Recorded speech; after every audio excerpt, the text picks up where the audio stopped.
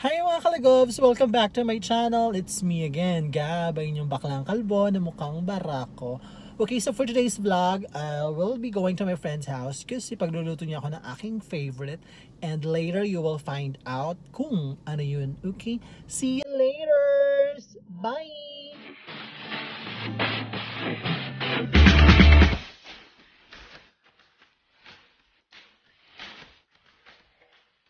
Ciao po!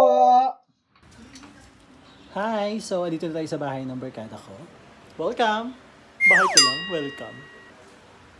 Oh, hi, Bebe! Bebe, say hi. Bebe is dumidede. Okay?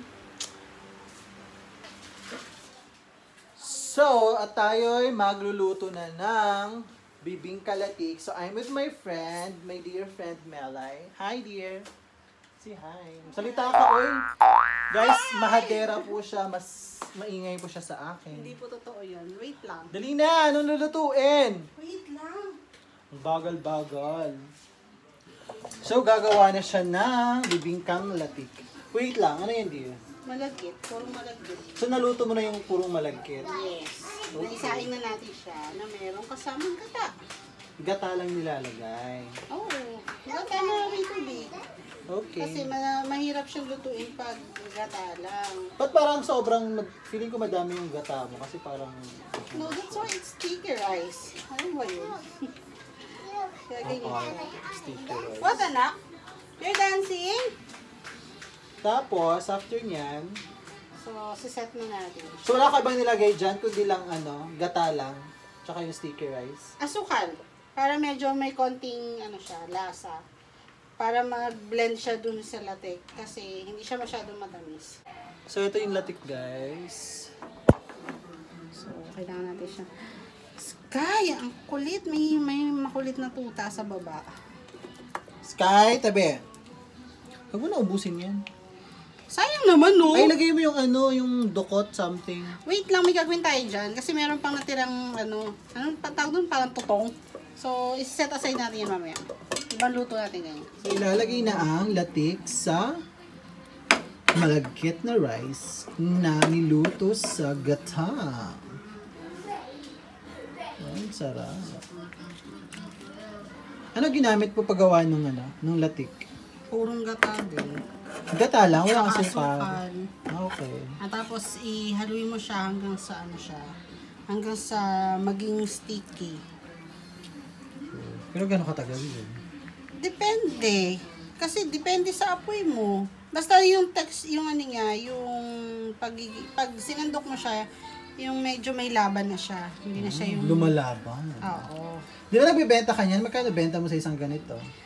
Dahil sa... Anong tawag ito? Llanera? Llanera. Dahil sa special ka, large molder to. Large So, yan? yung binibenta ko, 80 pesos, medium molder siya. Ito, pag large, magkano? Hindi ko alam eh. Sa medium lang lahat ng binibenta. Medium molder lang siya ng Llanera. Kumikita ka naman. Oo naman, syempre, no? So yan, natapos na yan. Ganyan, nakakainin ka Wait na yan. lang, hindi pa. Atat ka. Ano next?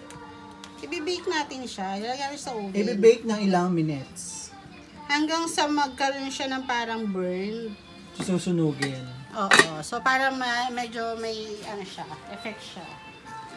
So, this one. Preheat na natin siya.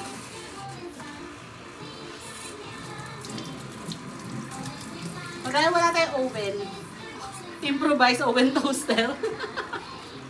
So guys, na-prepare na siya with latik na yung sticky rice. Next na gagawin is i-bake. Since wala naman siyang high-end na pang-bake, Hindi ka naman mo ako. walang pera. So nag 1 million views. Ang tawag dito? Oven toaster!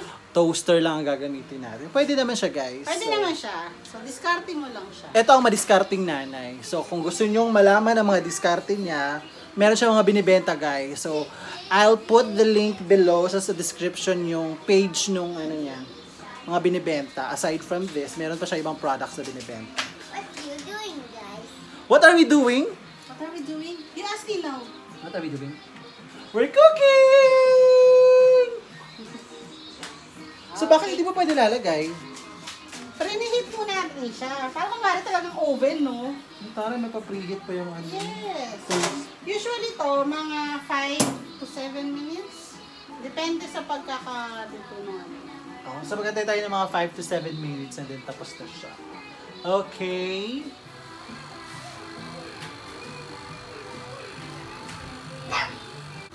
So approximately after mga 3 minutes, nakikita nyo guys yung, ang tawag dyan? Kumukulo? Nagbo-boil. Nagbo-boil na yung latik. So antayin lang siya. Nagka-caramelize na siya. Nagka-caramelized. Sorry. Hanggang sa mag-dry. Ayan.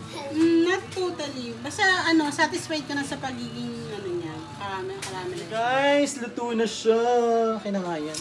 Kunyari ako nagluto. Oh, di wow. Ay, paano pag nalaglag? Hindi Goodbye. kasi ganyan. Ano? Huwag ganyan malaglag yan. So, paano ba siya hawakan?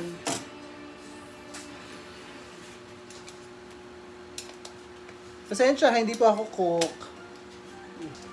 Yan na guys. Yummy. Pakita mo, dali. Ganyan. So, papalamigin natin ng konti kasi mainit pa. Baka mapaso dila natin. Okay. So, natapos na yung ginawa ng dear friend ko na bibingka malagkit, bibingka, something like that. Basta malagkit siya na bibingka, sticky rice ang ginamit. So, ito na siya. Done. So, yummy. So, titikman natin kung pasado ba siya. Okay? Ang juicy, friend. Promise. Ang sarap nung tawag dito sa taas yung latik. Oh my God!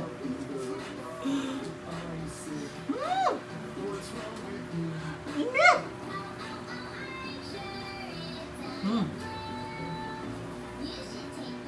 Ang sarap. Ang sarap ng latik guys. Yung tamis niya, hindi siya ganun katamis. And then, parang siya, may ba to? Condensed yung nilagay or something. I don't know. Basta masarap siya yung latik niya. Baby, you wanna try? Ang sarap siya kasi puro sticky rice din siya guys. So, if you wanna try this bibingkang malagkit, if tama ba ako, or malagkit na bibingka, I'll write down in the description below yung Facebook page ng friend ko na gumawa nito. Pwede kayong umorder. Yung medium size, ito is only 80 pesos. Since favorite niya ako, hindi siya gumagawa ng large. Large siya binigay sa akin. Para matikman nyo guys. So, that's it for now guys. Titikman ko na siya, kakainin ko na siya. Hindi ko na siya papakita sa inyo kasi baka makita kung gano'n ako kababoy kumain. Masarap siya. It's, yes, I recommend this food na tikman nyo. So, 10 out of 10. I would say, kasi magbigay ako ng 10, baka 9 or 8, batukan ako. Kasi friend ko naman siya. Pero, no kidding aside guys, masarap siya. Okay, so that's it for this vlog. Thank you so much for watching and please don't forget to click the like button, subscribe, and share this video. And of course, huwag nyo kalimutan guys, i-click ang notification bell para update kayo sa akin mga next mga videos. Okay, bye mga kalagals! Mwah!